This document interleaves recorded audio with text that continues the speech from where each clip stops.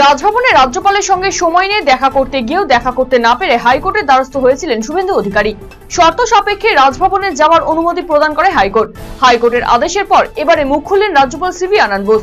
এক অডিও বার্তায় তিনি জানিয়েছেন, রাজ্যপালকে আজ গৃহবন্দী করে রাখা হয়েছে। পাশাপাশি রাজভবনের দায়িত্বরত সমস্ত পুলিশকে অন্যত্র বদলি করতে হবে বলেও অডিও বার্তায় জানিয়েছেন তিনি। বিজেপি করার কারণে দিনহাটা 2 নম্বর ব্লকের নিগমনগর এলাকায় এক বিজেপি কর্মীর বাড়িঘর ভাঙচুর এবং তার অন্তঃসত্ত্বা স্ত্রীর পেটে লাথি মারার অভিযোগ উঠল স্থানীয় গ্রাম পঞ্চায়েত সদস্য সহ অন্যান্য তৃণমূল কংগ্রেস কর্মীদের বিরুদ্ধে। গুরুতর আহত অবস্থায় ওই মহিলা ভর্তি দিনহাটা মহকুমা হাসপাতালে। বাপা বিশ্বাস নামের ওই বিজেপি কর্মী জানিয়েছেন, ইতিমধ্যে এই ঘটনায় অভিযুক্তদের নাম উল্লেখ করে তিনি দিনহাটা থানায় অভিযোগ দায়ের করেছেন।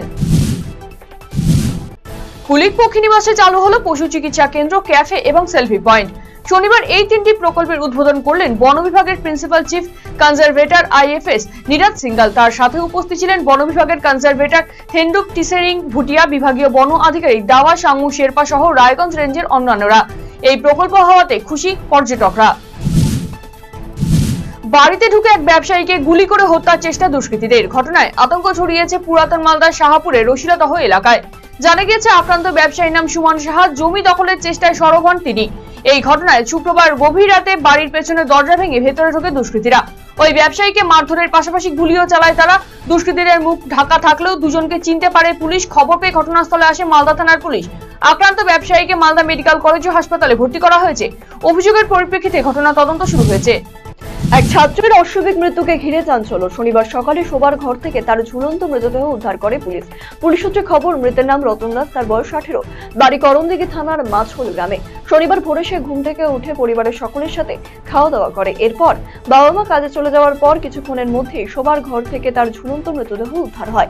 ঠিক কি কারণে ছাত্র আত্মঘাতী হলো তা বুঝতে পারছে না পরিবারের লোকেরা। করণদিঘি থানার পুলিশ মৃতদেহ উদ্ধার করে ময়নাতদন্তের জন্য পাঠিয়েছে। বাগডোগরা থানার সাদা পোশাকের পুলিশ গোপন সূত্রে খবরের ভিত্তিতে অভিযান চালিয়ে উদ্ধার করলো কর্ণাটকের গাড়ি। পুলিশ জানিয়েছে, গত বুধবার কর্ণাটক পুলিশ বাগডোগরা থানাকে জানায় চুরি যাওয়া একটি গাড়ি বাগডোগরা এলাকায় রয়েছে বলে গোপন সূত্রে খবর পাওয়া গিয়েছে।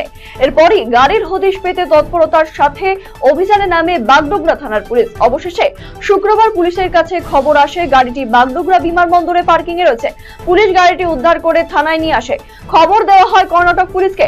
গোটা ঘটনায় কে বা কারা জড়িত রয়েছে তার তদন্ত শুরু করেছে বাগডোগরা থানার পুলিশ। ইসলাম ধর্মাবলম্বীদের বড় উৎসবগুলির মধ্যে অন্যতম ঈদ উল আজহা, যা সাধারণত কোরবানি ঈদ নামেই পরিচিত।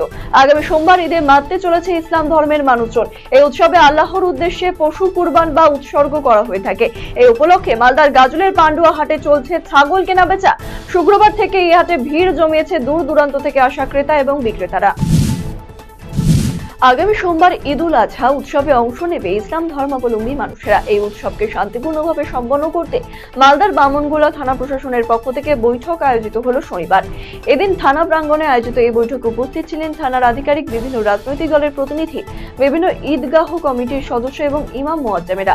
সাম্প্রদায়িক সম্প্রীতি বজায় রেখে উৎসব পালনের বিষয়ে আলোচনা করা হয় এদিনের বৈঠকে।